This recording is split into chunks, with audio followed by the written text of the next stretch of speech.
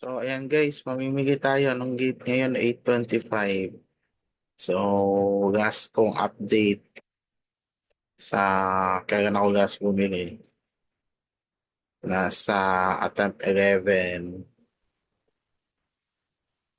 2 weeks ago. Parang 14 days. Grabe.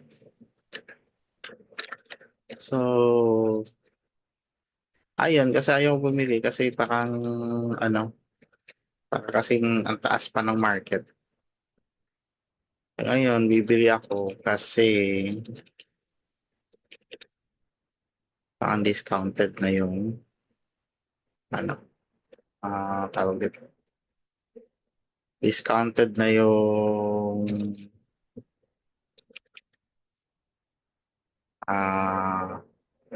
kasi ang gulo pa kasi nitong Zoom. Ayan. So, punta lang ako sa stock account ko. And then, nandito yung mga pwede kong bilhin.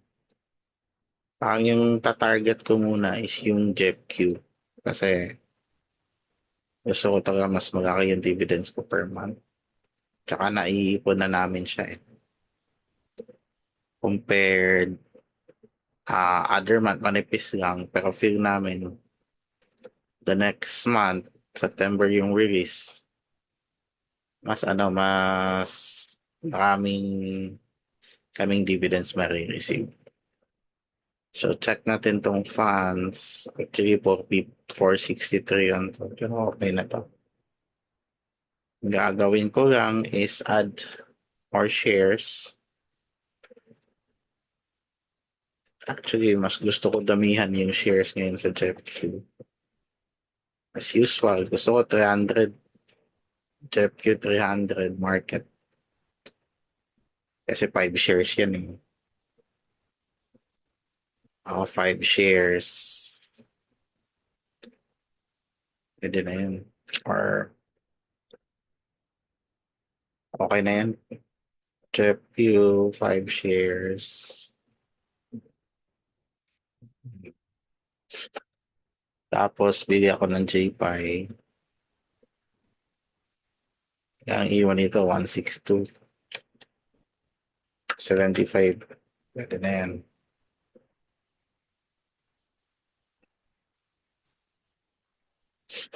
50% gap na yung ano. Tapos bili ako SCHD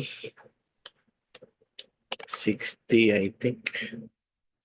Kabibugan ng SHD guys. Kung nakabili ka dito 30, easy ka ngayon 20% almost. Parang paakyat lang siya. Anyway, bili ka ng maraming shares. Kasi katagalan pag magmahal yan, hindi ka na makabili basta-basta. 60. So parang may utang ako nun, parang dapat kasi ano yun. Uli ako ng DRAM kung ano yung remaining. Pwede, 15 lang sa DRAM. Tapos ito, hati-hati ko na. Oh, tento ka na dyan. 4.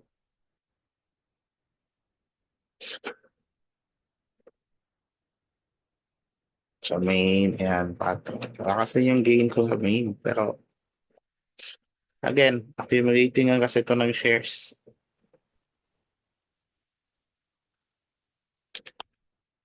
Ano tayong paki sa, sa gagawa ng market. Kasi yung aim ko talaga, maka, kami, 100 shares na JEPQ. So, kung i-calculate mo yan, yung 100 shares na JEPQ, let's say 100 yan. Yung gas kasi 0.77 eh, per share. So, meron kang 77. Times went to 61 or 697. So, halfway na kami almost doon sa targets. Pero,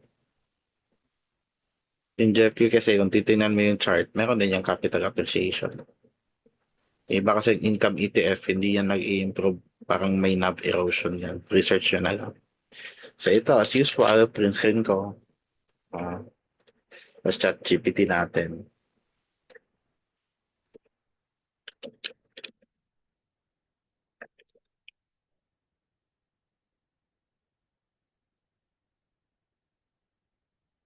Analyze my holding. What's my dividend yield, dividend receivables every month. Just exclude the because of course doesn't have dividends.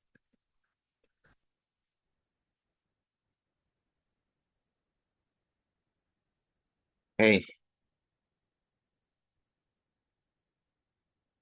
tapos ito guys, pag bumili ka, pa-compute mo agad sa ano sa tawag nito. Pa-compute mo agad. Imagine, yung last update ko 52 monthly, pero may i-update din ako ng iba. Mas ano yung dividend yield. Isasali ko na dito yung copy trade, yung manual din. So sabi dito, grabe, taas ng ano ko ng JPKIP. Sabi dito, total, ah,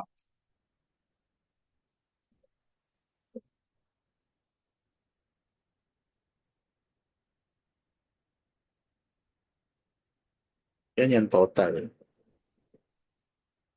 47.56. Okay? So, 47.56 siya plus 8.8. Kasi meron akong yield sa USDG. So, 47.56 plus 8.8. 56.36. So, ngayon, meron din tayong manual trading. No? Ito na isari yung high risk. Pero meron kasi kaming method ginagamit ngayon. Ito yung DCA. No? Yung DCA na yan, ah nag-yield yan ng, let's say, by this rate, nag-yield yan siya ng $5 to $10 per month. Tapos, copy trading, let's say, yield yan ng $5 per month. So, approximately 10 USD per month.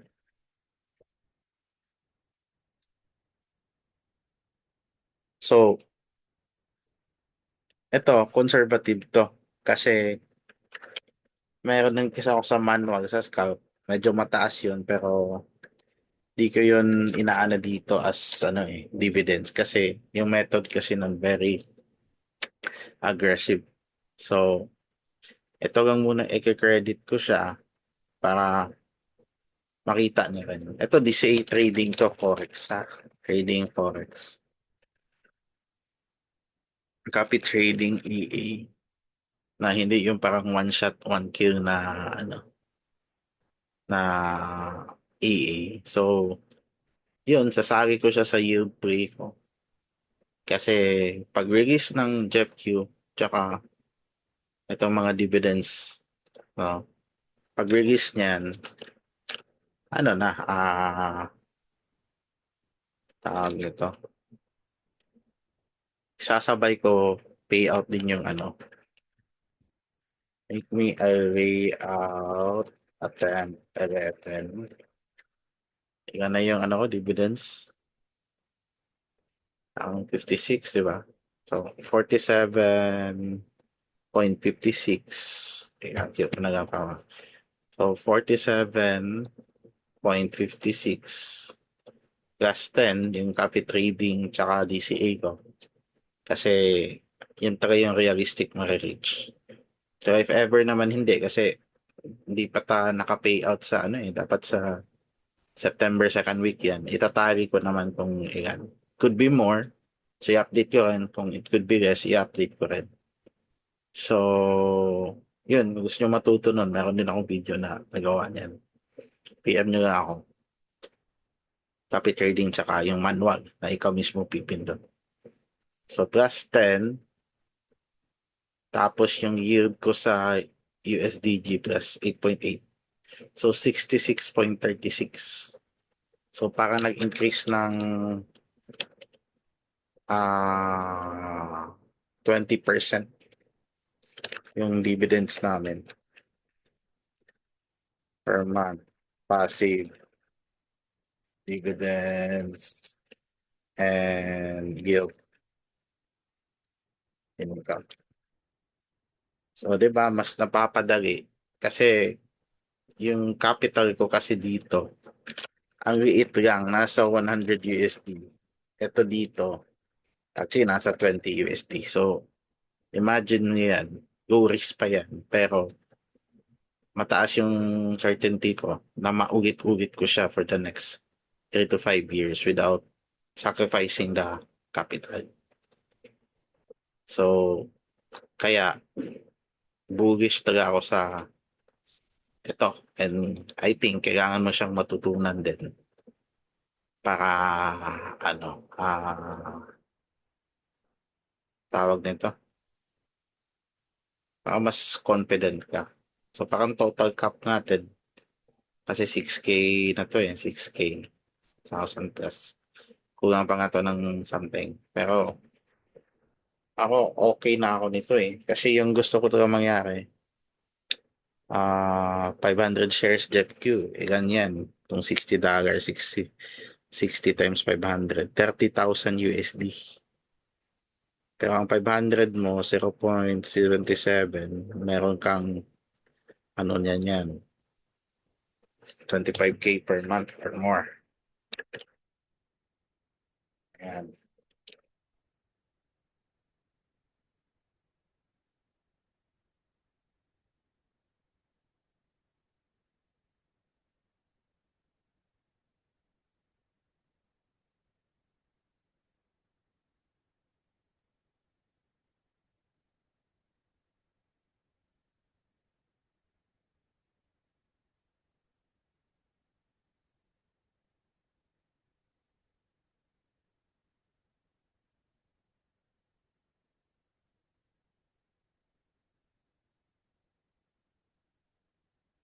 So, ano lang natin.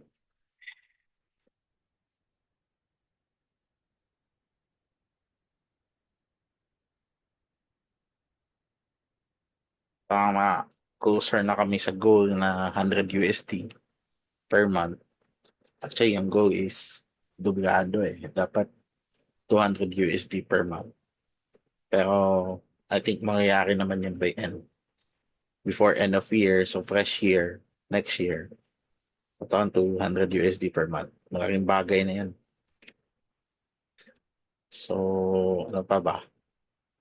Yan, di ko nga sinagi dito yung yung real estate, di ko yan sinagi. Ano lang muna dito? Ito lang, copy trading, stocks, dividends, DCA, ito. Itong copy trading, kaya ko pa ito ma-expound. Pero, for now, okay na muna ako nito. Kaya ko. Kaya ko na siyang mag-increase for a longer time. Pero depende, di ba? O, yun. Ano lang, update na lang at least ito. Upload ko lang to. Tsaka, yun, stuck kayo kasi wala Ah, iba talaga yung, iba yung passive kasi palagi per month Hindi na nga to updated pero yun, next time ulit